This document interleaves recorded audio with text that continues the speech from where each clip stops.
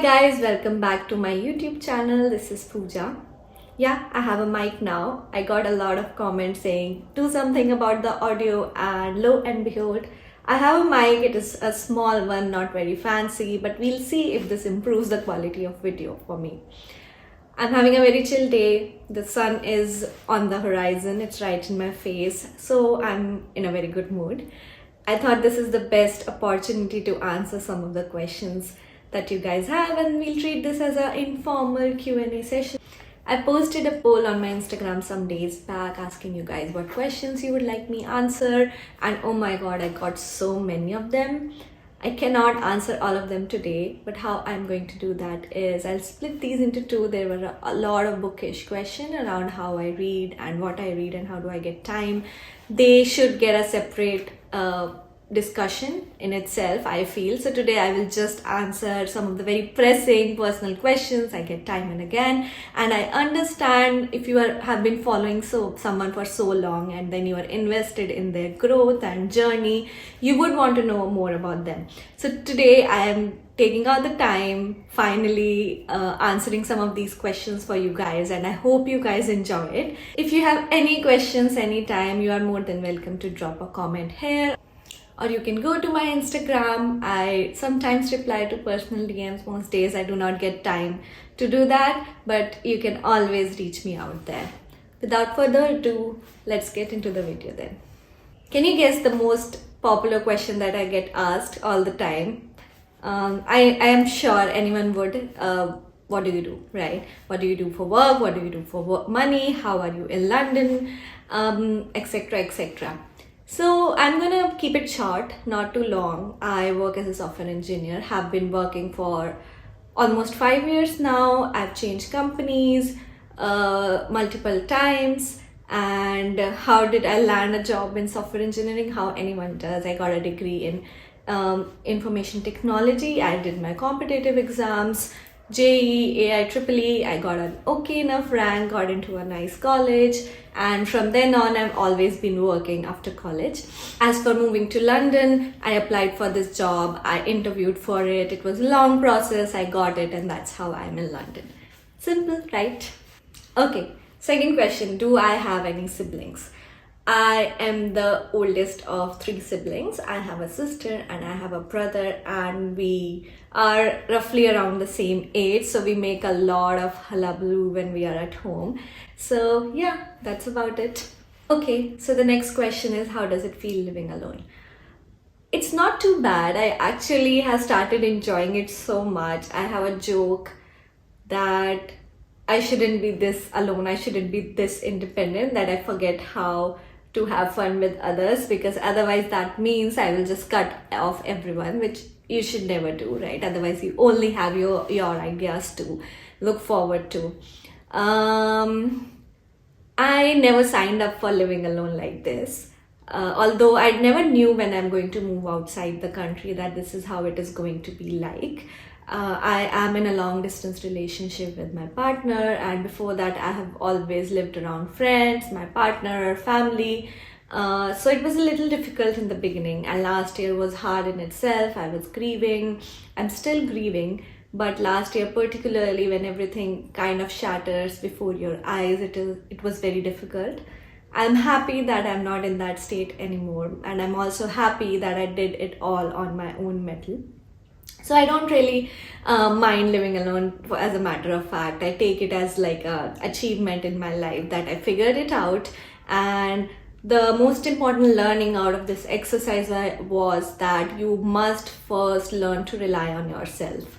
Then only others would want to be comfortable around you. Others would be around that energy of your confidence and independence, and no one wants liabilities around them. And unfortunately it is as is. Maybe your friends, maybe your very very close friends would take you as a liability for some time. Only your family do that for you, but not everyone. So you need to remind yourself, you need to keep that in mind, and it is what it is. Sometimes you find yourself in a place where you didn't want to be, and you have no option other than to figure out how to do that. I don't regret moving outside away from my family or anything like that.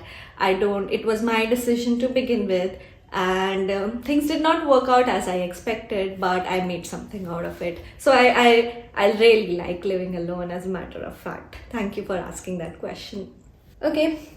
Now this other question is sort of in the reading category, but also like personal. So someone asked, apart from reading, what other things you like to do? To begin with, I have liked reading for as long as I remember. As a kid, I used to always read, and even now, if I see even a banner or newspaper or something like that, I have to read it. It is that problematic.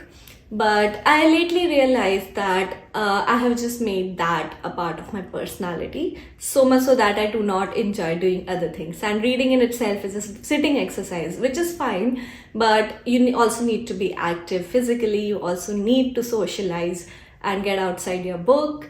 And I started actively doing that, and that brought a change in my life.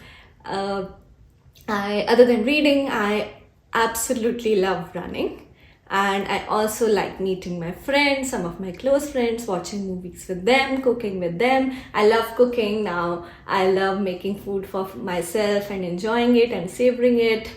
And yeah, the chit chat, gossiping with friends, just very usual stuff. Every once in a while, I would treat myself to something nice, a nice experience or nice food. I like doing that. I like financial independence, earning for myself, having other goals, having career goals. All of this is what makes my life. So apart from reading, I like building a life that I want to live, if that answers your question. Okay.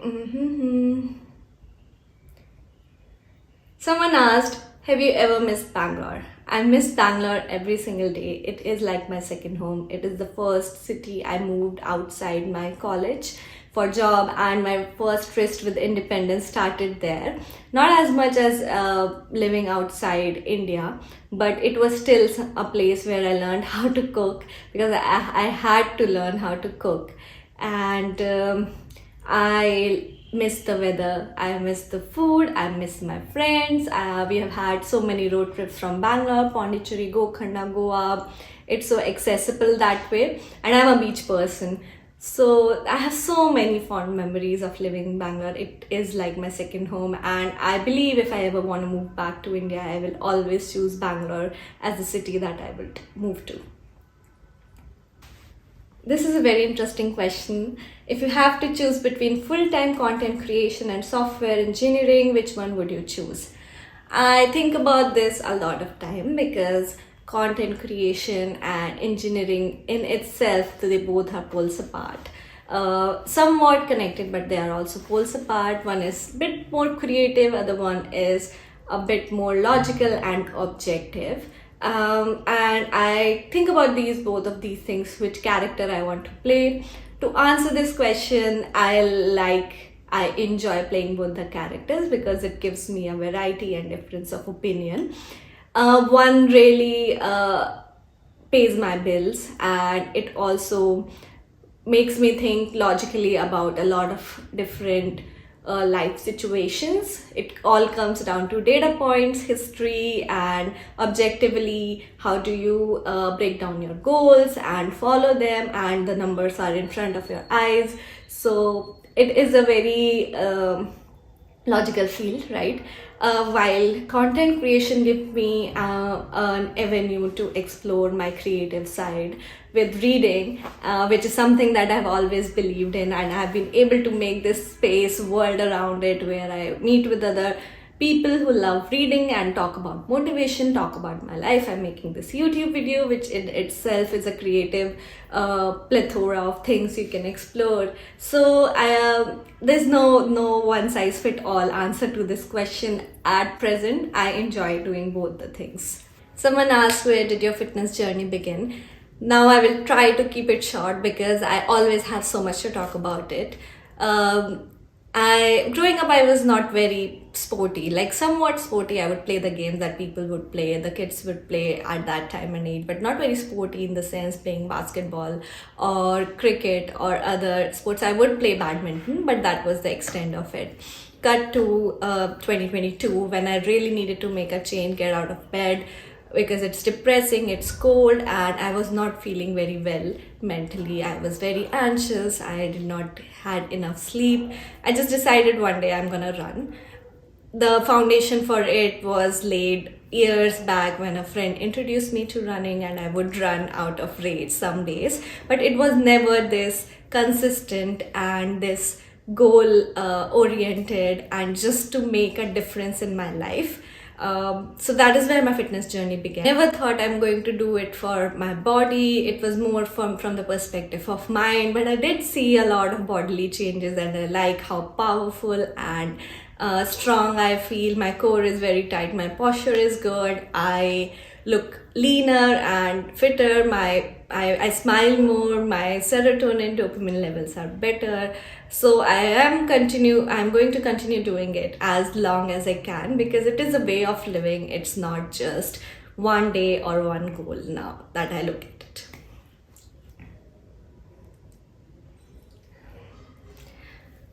I've kept this question for last, and I'm going to keep it as short as possible because I don't remember much of it. But someone asked, three advice that you would give to an 18-year-old.